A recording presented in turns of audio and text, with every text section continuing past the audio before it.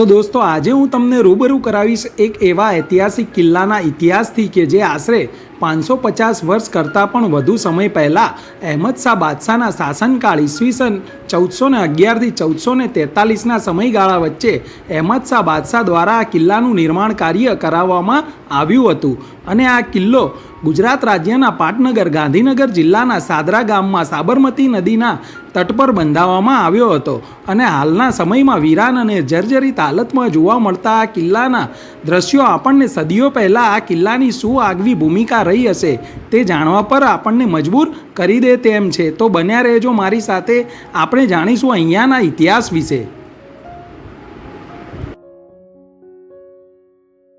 તો અત્યારે હાલ હું આવ્યો છું સાદરા ફોર્ટ કે જે ગાંધીનગર જિલ્લાના સાદરા ગામની બિલકુલ પાછળની તરફ સાબરમતી નદીના કિનારે આ કિલ્લો આવેલો છે અને આ કિલ્લો લગભગ ઈસવીસન 1411થી 1453ના સમયગાળા દરમિયાન અહેમદ શાહ બાદશાહના સમયગાળા દરમિયાન આ કિલ્લાનું નિર્માણ કાર્ય કરવામાં આવ્યું હતું. તો બન્યા રહેજો મારી સાથે અને આપણે અહીંયાના કિલ્લા વિશે વધુ માહિતી આપણે પ્રાપ્ત કરીશું અને જોઈશું કે અહીંયા કિલ્લામાં આપણને શું જોવા મળે છે.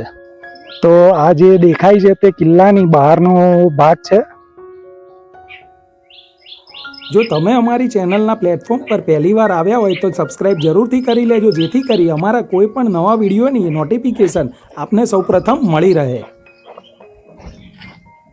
અને આ જે સામેની તરફ દેખાય છે ત્યાં કિલ્લાની અંદર પ્રવેશ કરવા માટેનો મુખ્ય દ્વાર ત્યાં આવેલો છે. તો આપણે તે મુખ્ય જે પ્રવેશ દ્વાર છે ત્યાં જઈશું અને અંદરની તરફ જઈને આપણે જોઈશું કે કિલ્લામાં આપણને શું જોવા મળે છે.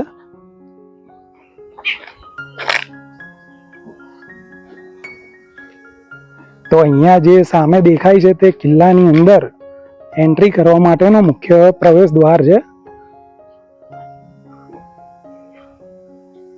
અહીંયાનું આસપાસનું વાતાવરણ પણ ખૂબ જ શાંતિમય લાગે છે. તો આપણે અહીંયા નાના એવા દરવાજામાં થઈને અંદરની તરફ પ્રવેશ કરી જઈશું.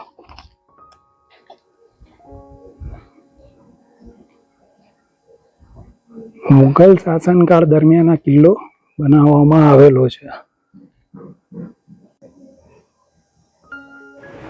તો અમદાવાદ શહેરથી આશરે 50 કિલોમીટરના અંતરે આવેલા આ કિલ્લાની ઇતિહાસ પ્રેમીઓએ જરૂરથી મુલાકાત લેવી જોઈએ. અત્યારે હાલ લગભગ આ જે કિલ્લો છે તે ખંડેર હાલતમાં આપણને અહીંયા જોવા મળે છે અને સાબરમતી નદીના કિનારે આવેલો આ કિલ્લો એક ઐતિહાસિક મહત્વ પણ ધરાવે છે.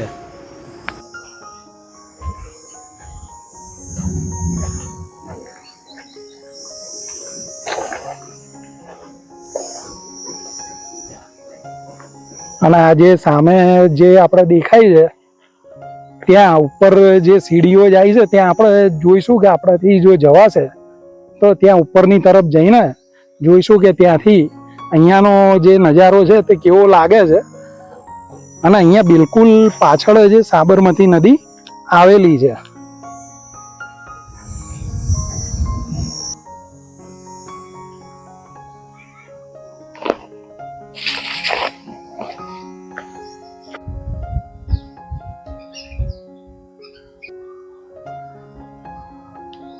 તો અહીંયા જે પગથિયા છે ત્યાં ચડીને આપણે ઉપર જઈશું અને જોઈશું કે આપણને ઉપરથી અહીંયાનો નજારો આ કિલ્લાનો કેવો જોવા મળે છે. તો બન્યા રહેજો મારી સાથે. હવે આપણે વાત કરીશું આ કિલ્લાના ઇતિહાસ વિશે. તો અમદાવાદથી દિલ્હી જવાના માર્ગ પર આ વિરામ સ્થાન તરીકે ઈસવીસન 1426માં જ્યારે સુલતાન અહેમદ શાહનું જે શાહી કુટુંબ અહીંયાથી જ્યારે ત્યાં દિલ્હી તરફ જતા હતા ત્યારે અહીંયા વચ્ચે વિરામ સ્થાન તરીકે આ કિલ્લાનો ઉપયોગ કરવામાં આવતો હતો અને તે સમયે આ કિલ્લાને શાહ ડેરા તરીકે ઓળખાતો હોવાથી સમય જતાં સાદરા ગામનું નામ પડ્યાની લોકવાયકા છે.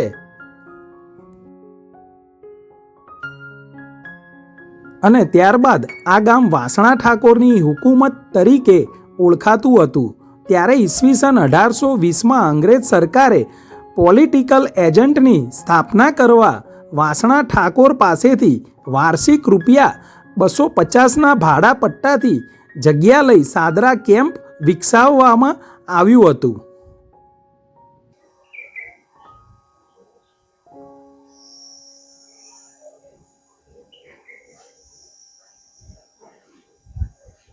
અને આ સાદરા મુગલ કાળ દરમિયાન અહીંયા લશ્કરી ચોકી પણ હતી અને આ સાદરા ઇસ્લામાબાદ તરીકે પણ જાણીતું હતું.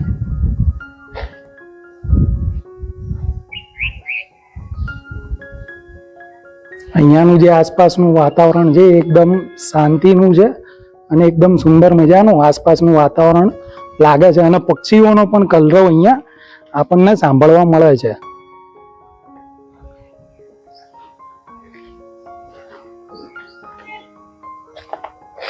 અહીંયા કોઈ આ મશીનરીનું કોઈ નીચેનો બેઝ જોવા મળે છે આપણને.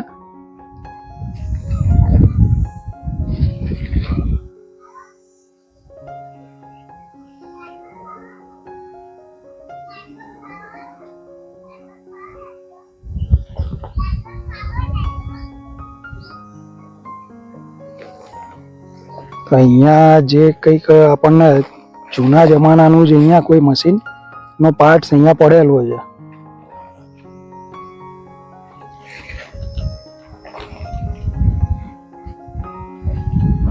અને અહીંયા આ જે મશીન છે તેની જે કઈ જગ્યાનું છે જે ઘોષ પ્રિન્ટિંગ પ્રેસનું કોઈ આ મશીન છે જે શિકાગો USA અહીંયા આપણને લખેલું જોવા મળે છે.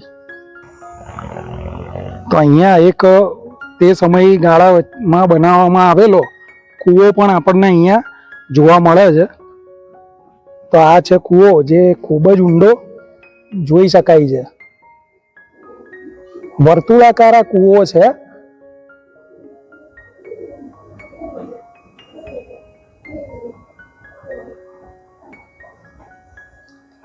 અંદર આપણને ઘો જોવા મળે છે કે જે અંદર ફરે છે.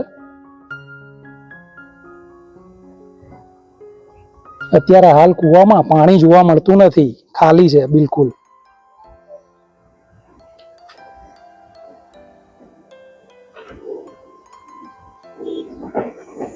અને અહીંયા જે સામેની તરફ દેખાય છે તે સાબરમતી નદી બિલકુલ અહીંયાથી જ પસાર થાય છે, પરંતુ અત્યારે હાલમાં અહીંયા આપણને પાણી અંદર જોવા નથી મળતું, કોરી છે અત્યારે હાલ.